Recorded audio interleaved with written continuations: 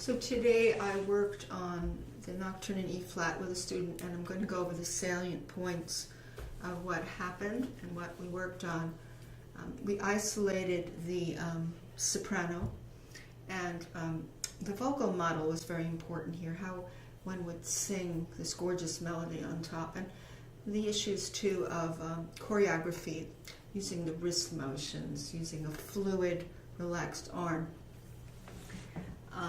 In 12/8 time, but I don't have anybody counting 12/8 time, but what I did with the student, because some of the notes were being cut short in terms of their total value, of their rhythmic value, I had the student count, let's say, 3/8 through the dotted quarter sometimes, or count 2/8 through the quarter notes, because those were the places that seemed to rush a little forward. So we can start on, let's say, 10, 11, 20.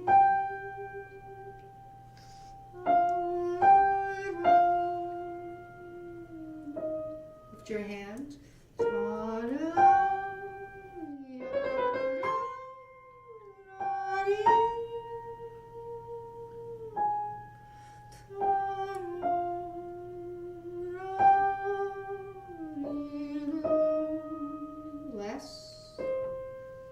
Least, in my opinion.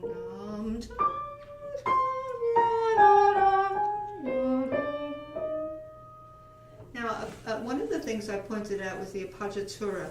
The appoggiatura is a note that's approached by a skip most of the time and resolved by step, and it suggests a certain motion, and it occurs in the second measure, the full measure being this, and there's a swell with the ornament to the arrival C.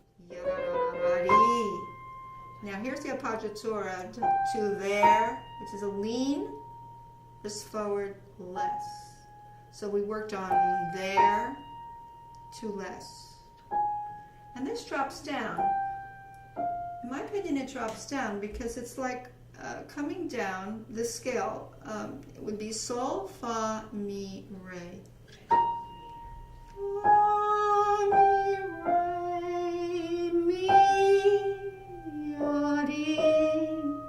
Less, and then da dee.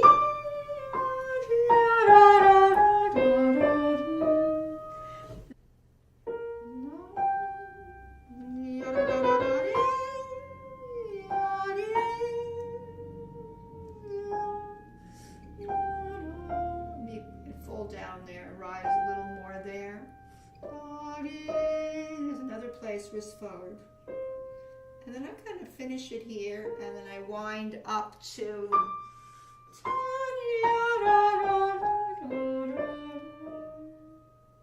There's a lot to do there. There's a lot to do just in that opening phrase, and that's what I worked on with the student.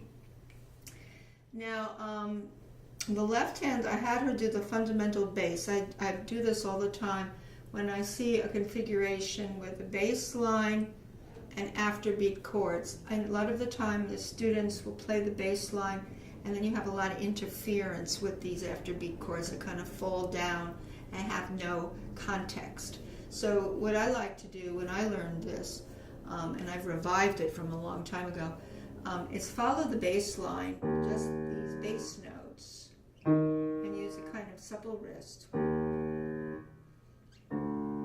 like this.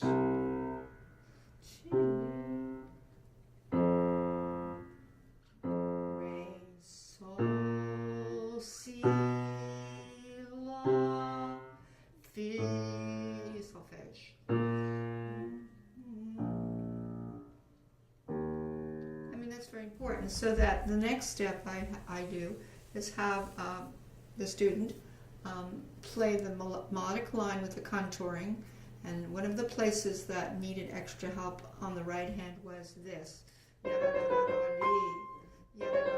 More.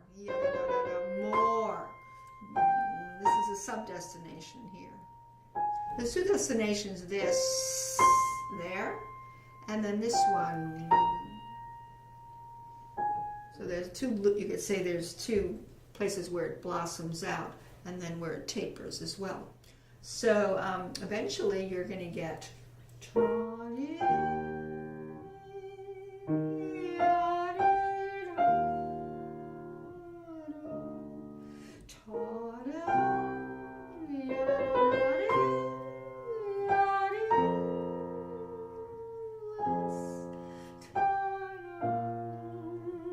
you hear that chromatic in the left hand,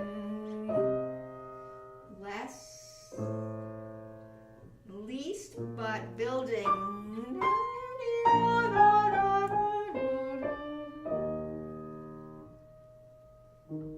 And then the other place I reminded the student about was, let me see, there was a decaying note, and we wanted to make sure that the left hand, when the note was decaying upstairs, wasn't going to interfere with hearing the resonating note. And I'm trying to see where that was. Here it is. Yeah, because you don't want that to upstage that ringing through. So these are places where when you have one E flat, and this one will be less, in my opinion.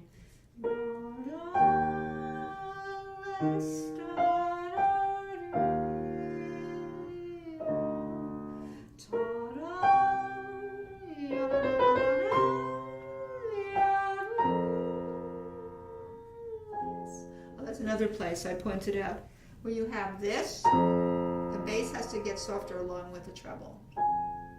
So all of these nuances were explored today.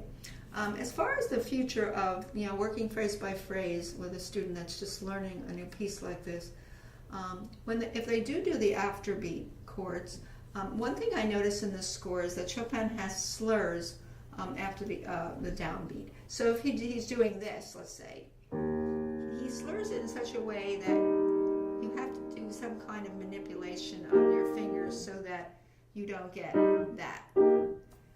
And he doesn't always have the slurs, but a lot of the times he does.